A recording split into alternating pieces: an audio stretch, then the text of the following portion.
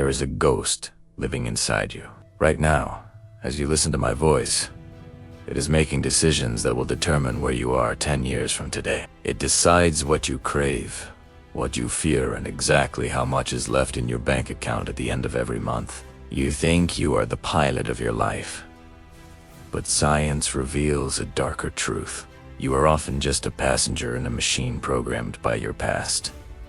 We call this ghost habit, but in the labs of neuroscientists and the cells of ancient monasteries, it is known as the invisible architect. About 40% of your day is unlived, as performed by a script running in the shadows of your brain. If you don't learn how to hack this code, you are not living your life. You are merely repeating it. Before we journey into the heart of the brain and the story of a man who lost everything to find himself, I invite you to join our circle if you seek a life lived with intention rather than an autopilot.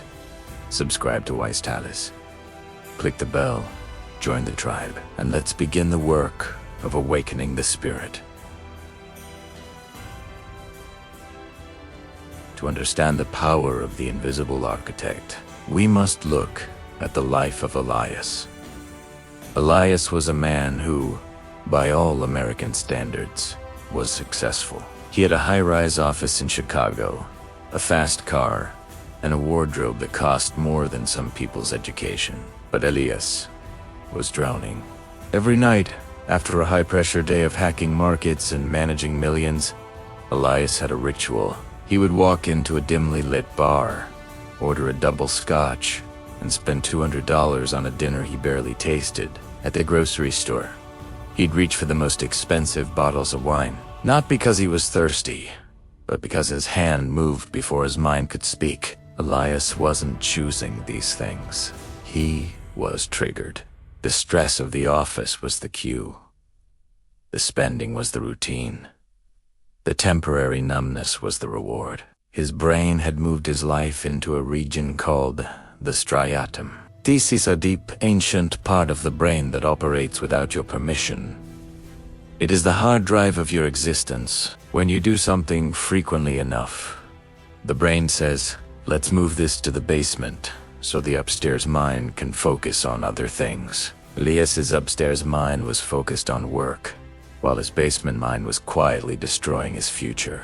One morning, Elias woke up to a system failure. His firm had collapsed. His accounts were frozen. The man who owned the world couldn't afford a cup of coffee. He was a brain hacker who had been hacked by his own impulses. Elias spent the first month in the fog. This is the stage of denial. He blamed the economy. He blamed his partners. He blamed the algorithm. In this stage, the brain is a master of camouflage. It creates a narrative to protect the habit. You say, I'm not a big spender. I just have high standards. Oh, I'm not lazy. I'm just waiting for the right opportunity. Wisdom tells us that the biggest lie we ever tell is the one we tell ourselves. Elias was a prisoner who thought he was a king. It was in the pre-contemplation stage, where the habit is so hardwired that you don't even see it as a habit. You see it as who I am. But you are not your habits. You are the space in which they happen. The shift happened when Elias met an old mentor, a man who had left the corporate world to study the neurobiology of the soul. The mentor didn't give him money. He gave him a mirror. Elias, he said, you aren't broke because the firm failed. You are broke because your brain is optimized for consumption, not creation. You have been hacked by a 20-cent chocolate bar and a $200 steak. This was the glitch. Elias entered the stage of contemplation. This is the most uncomfortable place to be. It's when you finally see the ghost in the machine. You see yourself reaching for the phone to scroll. You see yourself swiping the card for something you don't need. For a US audience, this is the midlife crisis, or the quarter-life burnout. It is the moment you realize that your lifestyle is actually a set of chains. You are aware, but you are still weak. Your prefrontal cortex, the CEO of your brain, is trying to fire the striatum, but the striatum has tenure. It won't leave quietly. Elias realized he couldn't use willpower. Willpower is a battery that drains by noon. He needed a system update.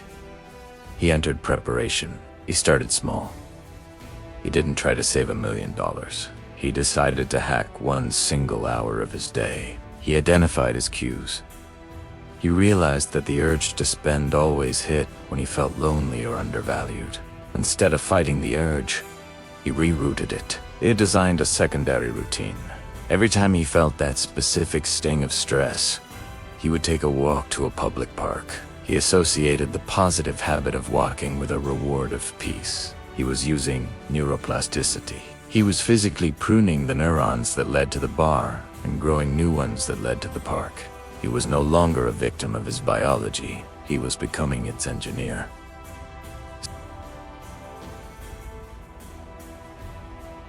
Then came the action stage. Elias followed the 1% rule.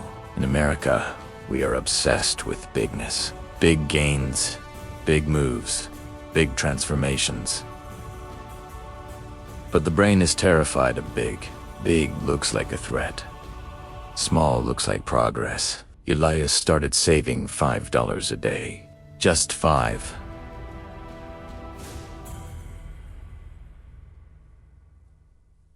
To his old self, this was a joke, but to his brain, it was a success signal. By saving $5, he was telling his subconscious, I am a person who saves. This is the secret of the magic of compound interest. It isn't just about money, it's about identity. Every time you repeat a small, wise behavior, you are casting a vote for the person you want to become. 1 page of a book.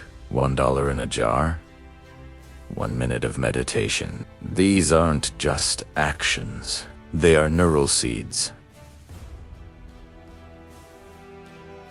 2 years later, Elias was unrecognizable. He wasn't the richest man in Chicago, but he was the most powerful. Why? Because he owned himself. He had reached termination. The old habits were gone. The ghost had been laid to rest. The invisible architect was now working for him, not against him. He didn't have to try to be disciplined. Discipline had become his default setting. He had moved his new, wise behaviors back into the striatum. He had hacked his way back into his own soul. Why are bad habits so hard to tackle? Because your brain worked hard to make you unaware of them. It was trying to protect you by making life automatic. But automatic is only good if the program is healthy. If you are struggling today with money, with health, with your temper, or your phone, know this. You are not a broken machine.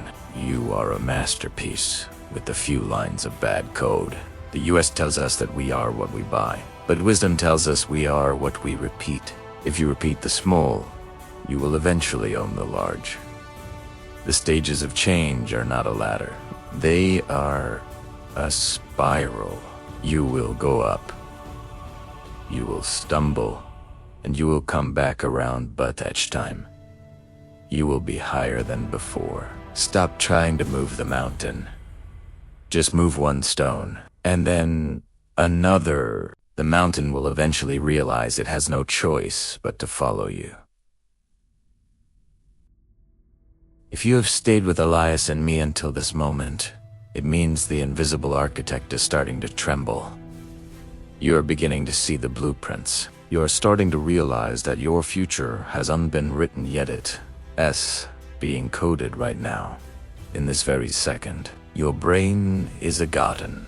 What you don't pull up by the roots will continue to grow. What you don't intentionally plant will never bloom. You have the capacity to change. Not because I say so, but because your biology is designed for it. You are a brain hacker by birthright. I want to ask you a question that might change your life. What is the one invisible habit that is holding you back? Don't give me a long answer. Just name it in the comments. By naming it, you move it from the basement to the upstairs. You move from the fog to the glitch. If you are ready to start the action stage today, Type I am the architect in the comments. Join us here at Wise Tell S. We don't just tell stories, we rewrite the script of the soul. Subscribe to keep the light on. Stay wise. Stay real.